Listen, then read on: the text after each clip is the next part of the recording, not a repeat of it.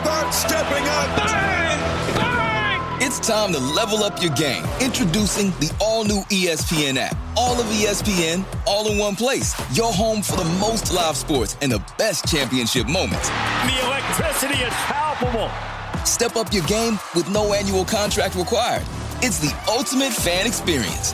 Level up for more on the ESPN app or at stream.espn.com. Sign up now. Welcome to the Junior Golf Podcast, a podcast dedicated to helping parents and juniors navigate through the journey of junior golf. From fitness to mental coaching, we cover it all on this podcast. Here's your host, Ro Thompson.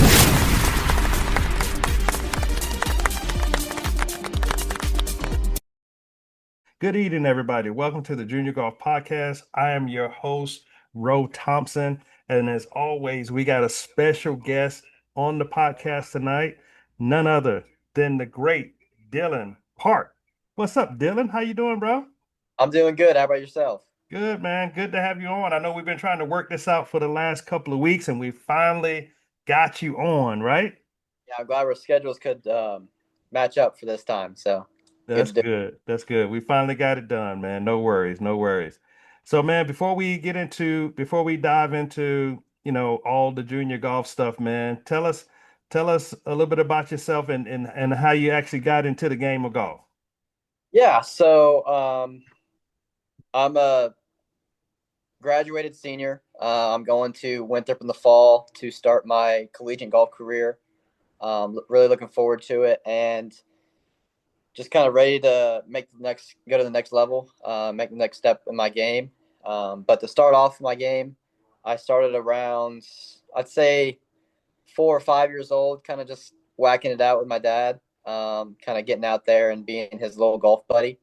Good. And yeah, and then it just kept progressing. I just kept getting better and better. And then around, I was 10 years old, I started taking it really serious, getting more lessons, playing tournaments, and then everything's just led to where it is now. All right, good. So you say you actually started at about the age of 10? Yeah, I'd say I started taking it more serious around then. Yes, sir. Okay, good. So now, and why do you like playing golf? I mean, I feel like it's just trying to perfect an unperfected game.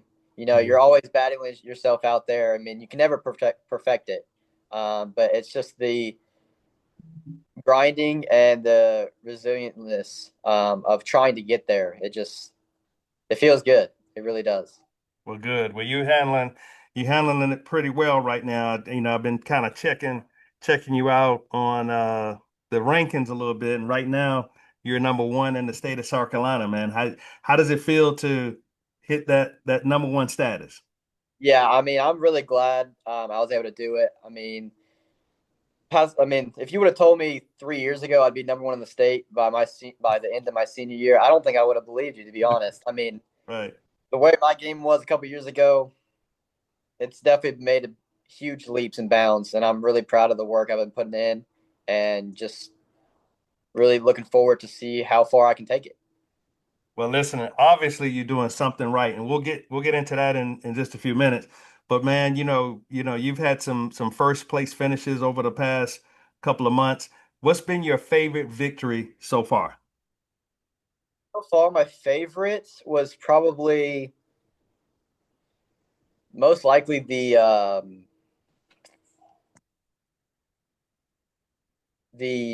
Bobcat, that Seneca Ocean. Okay. Came off of a win of our tournament, ran the Hurricane event. Right. Good. And then, which at that current time, that was my PR for 2 rounds. At Okay. 9, the week after, I PR'd again at 11. Wow. It absolutely blew everybody out of the field. So that felt really good. Yeah. And to go back to back like that was incredible. Now you must have been in a zone. I mean, what does it feel like to be in that zone where you just like constantly hitting your personal best? I mean, what does that feel like? It feels really good. I mean, pretty much the whole school season, I didn't really have to worry about any like swing thought or Yeah. anything like that. It was Yeah. just get on the green and just get the putter hot. That's all I was really worried about, and it seemed to work pretty well. So just got to keep that up. Yeah. Fairways and greens is the key, right? 100%. So talk to us a little bit about your practice routine. Like what have you been doing to get better? Yeah, so my game's always been really good off the tee and like Okay. approach shots to the green. So I feel like this year going into 2025 and being in 2025 now for the past couple of months, I've really been working on short game more than anything. Okay. So I structure around all my energy and effort into short game to start out. So normally what I do, depending on how much time I'm at the golf course for, I'll always start off with the same putting drill to start. I'll get out my little putting plate, get the Tiger tees, make sure Yeah. I'm hitting the face, and then just kind of get all the alignment down, get my feet alignment, shoulder alignment, eye alignment, just making sure I'm locked in the right spots on my setup.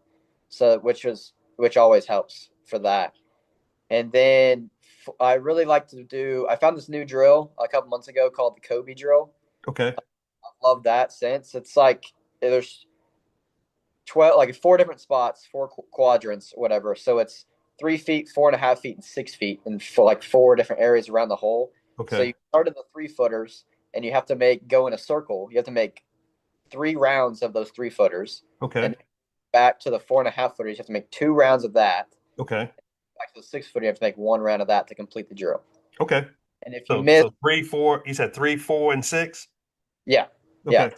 3, 4.5, and 6. So Okay. round, yeah. Okay. And then I feel like a big part of that drill is if you miss one putt, it could be your last 6-footer. You have to completely restart the Start drill. over. Yeah. So it's like you get the nervousness and pressure going on those last couple putts. So that's exactly what you need for tournaments because you'll be feeling about the same thing for sure. That's good. Now, how many hours a week are you putting in, let's say, per day or per week? Because I think, sometimes as junior golfers, sometimes you may not be putting enough time in to make sure your game is getting elevated. What's your hours like during the day and throughout the week? Yeah, so it's a lot different from going into high school because my high school season, I had a really pretty easy schedule. So it's like I was out of school by 11. I was in the gym from, say 11:30 to 1. And then pretty much from 1:30 on, I was at the golf course. Right. But now with the summer, if I'm not at a tournament, it's a little bit better. I get a few more hours in, mostly because all I got to do is work out and golf compared to going to Mhm. go to school. So normally, I'd say my perfect day would be gym from 6 to 8, and then pretty much from 9 o'clock on, I'm at the golf course doing something. And what I've tried to structure it since the Beth Daniel, I'm from 9 o'clock to 12 o'clock is all short game and putting. Wow. Like I really, So 3, so listen, so audience, listen to this. He's putting in 3 hours of short game. Go ahead. Yeah. I'm listening. Yes, sir. Yeah, 3 hours of dedicated short game work because it's got to be better than it is right now. But and then I'll eat lunch, make sure I get some of my meals in, and then I'll go to the range for about hour and a half. After that, and then I'll try to go play Right. either 9 or 18, kind of see how the game is, Yeah. and then after that, normally I'll play 18, so I get done around maybe say 6 o'clock. So Mhm. from 6:30 to maybe like 9 o'clock, it's another 3 hours of putting in short game. Good. Because like I said earlier, my long game and approach shots don't really need that much work, but it's all getting that short game dialed in, especially Right. for tournaments. So what do you feel like is the strongest part of your game right now? Right now, it's definitely got to be my distance control with wedges. I really feel like my Okay. wedge control has gotten really good this year because Good. my driving and everything's always been really solid. And my approach shots are always really good. But dialing in some of those wedge shots, be able to have closer putts, more birdie opportunities, that's really been key for sure. Yeah, that can help out. And what do you feel like is the weakest part of your game? The part that you got to really spend the most time on. It's normally like this past year, well, I mean, I can't really say I had any weaknesses in school golf because I was playing so well, but Mm-hmm. definitely at the Beth Daniel, it was definitely some tricky little chip shots. Okay. I got like a weird lie or something. You got to work on those a little bit more, and then Okay. just take advantage of some of those birdie opportunities on my putts. Whether it's like 10 to 20 feet, kind of making. I mean, I know it's not statistically probable to make a lot of those, but the more you make, the more you're going to gain on the field. So That's good. That's good. Now, Dylan, when golf is tough, let's say you're having a really tough day on the course. What do you tell yourself to keep yourself calm? You're coming off of let's say a bogey or a double that you shouldn't have had. What do you tell yourself to keep yourself cool, calm, and collected? yeah, so I have a mental coach, Tammy Matheny. So we work on this a lot, Okay. especially more of self-talk is a big thing for me. So the more it's like she likes to say, you can't have a negative thought and a positive thought at the same time. So the Right. more you're in that little headspace, just trying to think of something positive to get you going to that next shot is Right. always a danger. Because the more positive you're going to think, the more your body's going to be able to react positively on that next shot. Right. Right. Yeah, and that's key because you can easily, have a bad hole, and you know how sometimes you have another bad hole, and then you can have another bad hole, and if you don't stop the bleeding, it can quickly turn into a really bad round. And I've always felt like I like to like go back in my mind and play through other times where I've maybe struggled a little bit, but then bounce back right away. Right. I know there's a lot of times I'll be playing and maybe the front nine I don't play so well, but then I go shoot like 30 or 31 on the back. So it's like Yeah. I know it's possible. Right. Like if I'm in a better headspace, it's easier to do that instead of beating myself down and then maybe not playing as good on that one side or the next hole. Yeah. But and what I'm hearing, you haven't been playing that long. You've only been playing since the age of 10. What would you tell that younger Dylan that now that you wish you could have, you can go back and change early on? Yeah, I mean, just based off of the transitions of my game is learn how to hit the ball really far, Mm-hmm. but then learn how to score. Because Right. that's what's taken me the longest is learning how to score correctly, and which comes with, I mean, multitude of different things. But the biggest thing from my game, what I see of what I can improve earlier is one mental game for sure. I definitely needed that a whole lot earlier than I found out. And Right. hitting the ball farther. I mean, I hit it decent for my height, Mm-hmm. but hitting it farther and then short game putting. Because I mean, you could be top 1% on a approach play, but if you're not making the putts, you're still making pars. Like Right. does nothing for you if you're not making the putts. So Yeah, that's good. That's good. Now, I know school is out, but this is just for some of the, juniors that's graduate. I mean, that's going to, going to be a senior next year, and some of the freshmen that's moving to the next level. What would be your best tip on balancing academics and golf? Because sometimes when you are like really into the golf game, sometimes academics can slip a little bit. So how do you balance all of that? yeah, I mean, the biggest thing for me was time management, which Hmm. I'll have to learn when I go to college in a couple months. But yeah, time management was a really big thing for me because Right. I kept a pretty good GPA with how much I was practicing, Right. but being able to structure your time wisely on the golf course so that you're able to maybe not have as much time, but it's more beneficial in the long run because you're more focused when you're doing it. And then you have the less time but more focused golf practice leaves you more time to study and get ready for those test exams. True. That's true. So true. And Dylan, what do you like to do outside of golf? Like, do you have any other hobbies like fishing or hunting or anything like that? What do you like to do outside of golf? I love to work out. I always have. Okay. Okay. Another thing I love to do with my dad. Not too much Uh, weight, right? Not too much weight, right? Maybe. Okay. But yeah, I love to work out, and then Mhm. I mean, pickleball's been great with friends and stuff, just hanging out with friends, and then Okay. fishing for just kind of getting the mind quiet a little bit. I love to fish. I haven't been in a minute, but definitely need to get back out there and just have fun with it. That's right. That's right. Because you want to be, want to be a little well-rounded. You don't want to be too over the top with just golf only and not have fun and other things. So you Yeah. want to kind of spread your wings a little bit, right? Yep. 100%. Good, good. So you're going to Winthrop University, right? Yes, sir. I am. You excited about the opportunity? Yes, sir. I'm very excited.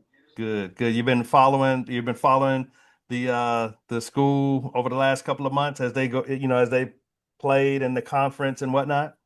Yeah, I mean they did pretty well to start out the spring season, but Yeah. kind of got the boys in shape. Kind of kick them in the butt a little bit this fall. See what we can do. Kind of go just tear it up this fall and next spring. So you ready? So needless to say, you ready to shake some things up, right? Oh yeah, 100%. Good, good. All right. Now, what do you think about, you got college golf. Do you want to give the next level a shot? Yes, I mean that's always been a goal Yeah.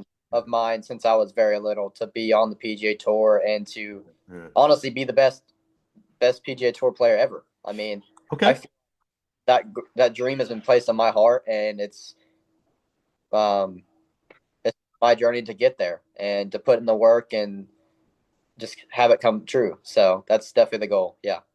Good, good. Now, speaking of the PGA Tour, right? We got the U.S. Open happening this weekend. Who's your pick to win it all?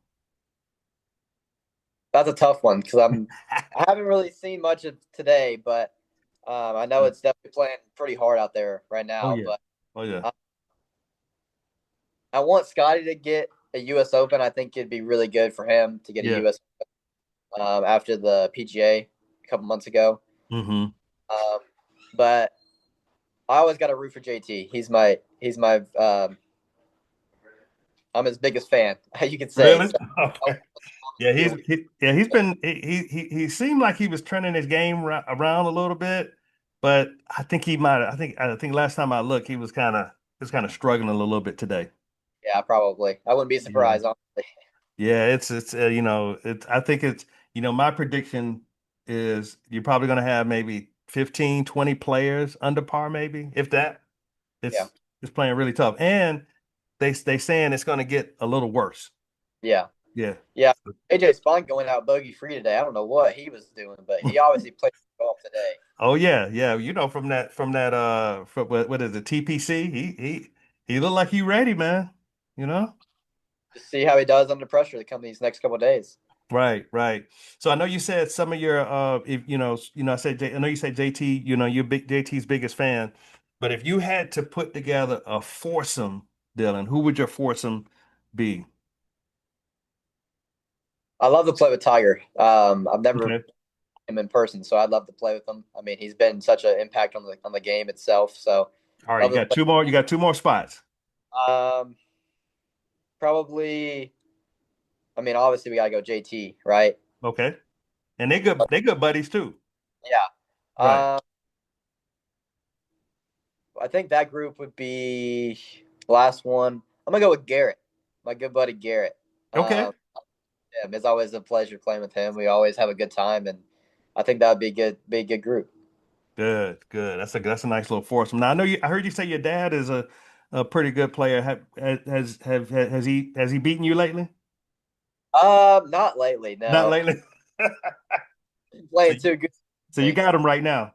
Yeah, for sure. All right. Well, be careful, because he might work on his game once you go to Winthrop. He might start working on his game again I hope and, so. and try to get ready for you, right? Because he right now if he's like me, he's traveling with you and maybe not playing as much as he used to, right?